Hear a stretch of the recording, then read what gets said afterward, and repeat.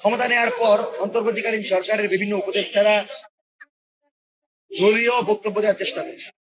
তারা নিরপেক্ষ সরকার ছিল এবং নিরপেক্ষতা থাকাটাই তাদের দায়িত্ব ছিল। কিন্তু কালকে দেখতে পেলাম যে রিজওয়ানা আপা বলছে, মোবাইলটা সাইলেন্ট করে, রিজওয়ানা আপা বলছে যে তিনি নাকি কোনো একটা গোষ্ঠী মেইন স্ট্রিম হতে দেয় নাই। রিজওয়ানাকে দেওয়া হয়েছিল যে তুমি ওই দলের দায়িত্ব পালন করো, ওই দলকে তুমি উঠতে দাও, ওই দলকে উঠতে দাও না।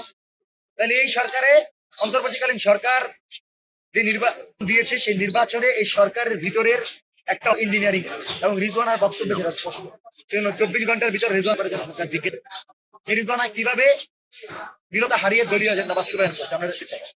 দ্বিতীয়, আমরা এই সরকারের কাছে আবেদন জানাই আমাদের মাধ্যমে 24 আমি ভারতী মঞ্চ 24-এর কর্মীর নিরাপত্তায় ভুগছি। একজন আমাকে যথাযথ থেকে তার হুমকির জবাই করা হয়েছে।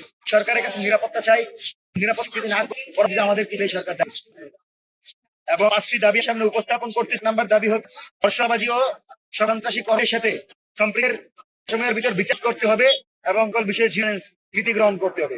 দ্বিতীয়ত, আওয়ামী লীগ শাসনে সকল সুযোগ করে আওয়ামী লীগের সর্বোচ্চ বিচার করতে হবে। তৃতীয়ত, 24-এর আহ্বানে আমি নিজের নিরাপত্তার সকল নিরাপত্তাহীন চিন্তা যারা রয়েছে যে সব দাবি জানাচ্ছি। চতুর্থত, অন্তর্বর্তীকালীন সকল ব্যক্তি তাদের সময়ের বিচার করে জিজ্ঞাসাবাদের আওতায় আনা আহ্বান এবং আমরা স্পষ্ট বলতে মাটিতে আমরা বেঁচে থাকি আওয়ামী লীগকে প্রাসঙ্গিক আমাদের রকর দাঁড়িয়ে বাংলাদেশে আগের সরকারকে আওয়ামী লীগ পুনর্বাসনের সুযোগ দিব না।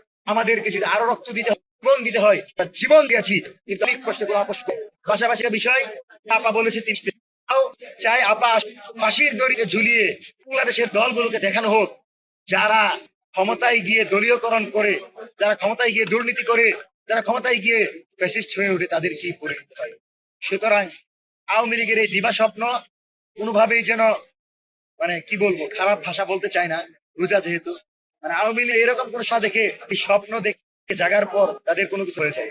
26 তারিখ যদি তাদেরকে মাঠে পাই তাহলে লাল ছাড়া কিন্তু কোনো কিছু করা হবে না। এবং আমাদের স্পষ্ট ভাষায় বলছি, বাংলাদেশের কোন রাজনৈতিক দল, ছাত্র সংগঠন অথবা কোন প্রেশার গ্রুপ আওয়ামী লীগের পক্ষে বয়ান তৈরি করে দক্ষিণ এশিয়ার সর্ববৃহৎ সন্ত্রাসী সংগঠন আওয়ামী লীগের পৃষ্ঠপোষক হিসাবে আমরা তাদেরকে সন্ত্রাসী কর্মকাণ্ডের পৃষ্ঠপোষক হিসেবে বিচারের মুখোমুখি করব এবং জুলাইয়ের সাথে বাংলাদেশের জনগণের স্বাধীনতা সার্বভৌমত্বের প্রশ্নে আমার মাটিকে রক্ষার এক ছাড় দিতে আমরা